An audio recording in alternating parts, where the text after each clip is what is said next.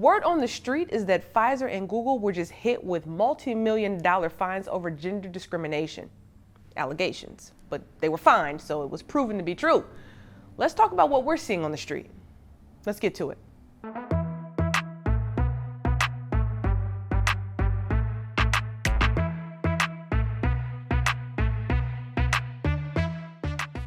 All right, gang, so the Google and the Pfizer fines about gender discrimination and compensation were kind of different. So I want to just unpack the differences between the two. So with Google's case, which they were found guilty of engaging in certain discriminatory practices, there was a particular engineer who expressed that she believed she was making less money than, and this was in New York City, less money than male counterparts who were doing work of similar nature, all right? And that when she went to human resources and leadership and expressed that she wasn't making the right amount of money, they then retaliated against her after the fact and did certain kind of micro and macroaggression-y things in the workplace that just made it untenable for her to be in that space.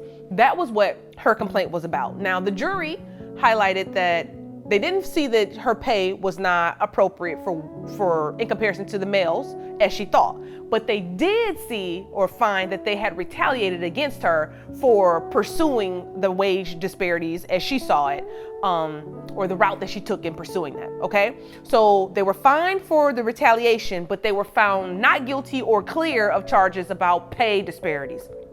Pfizer, on the other hand, got hit with basically a class action lawsuit. 86 women inside Pfizer said that men were getting paid far more than what they were being paid, and they found that Pfizer was guilty of pay inequities along gender lines. Now, again, these two cases sound very similar in nature, and the way that it's being talked about in the press, it sounds very similar in nature, but they are different, right? So in the case of the Google situation, you got the woman who says, those guys are making more money than me, and I don't believe that they should be.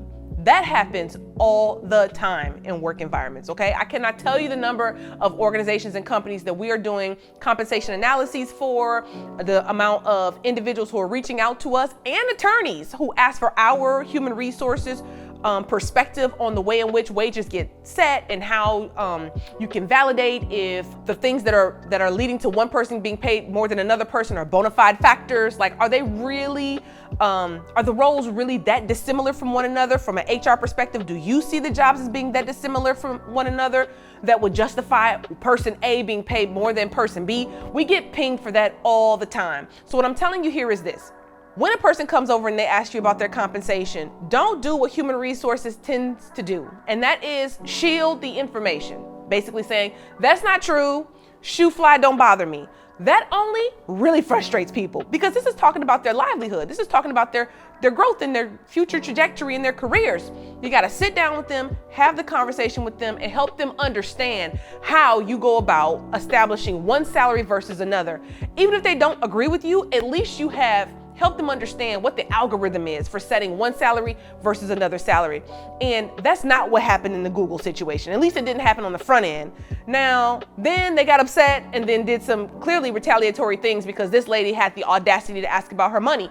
There's nothing wrong with somebody asking about their money. You should ask about your money. They should respond to you with information so that you're educated about your money. And then you have to kind of move forward from there. So that's the Google situation. Now we've got the Pfizer situation where Pfizer didn't do its due diligence, right? They were paying women significantly a percentage below where they were paying their male counterparts for work of similar character, for bona fide factors. And it was determined in the court of law that they had done that, systemically had done that. Well, now they're doing their pay equity analysis to make sure that it's not happening and it's not more widespread and it's not happening with other individuals. But here's my call to action for you. Don't wait until somebody sues you to look in your books and to figure out if you've got certain systems and certain levers that are being used against certain demographics of people, whether it's race or gender or age or things of that nature. If two people are doing the same kind of work by and large, same classification by and large, and they have the same years of experience and they're starting kind of at the same time, then their pay should be the same, right? And if it's not the same, you should be able to very specifically capture how and under what circumstances one person makes more than another person. So my call to action to you is, Google and Pfizer just got sued, right? There are ways to prevent yourself from being sued for pay inequities and discriminatory things based along gender or racial lines. And I strongly encourage you to do the work and get your house in order if it's not in order yet. And it doesn't matter the size of your organization.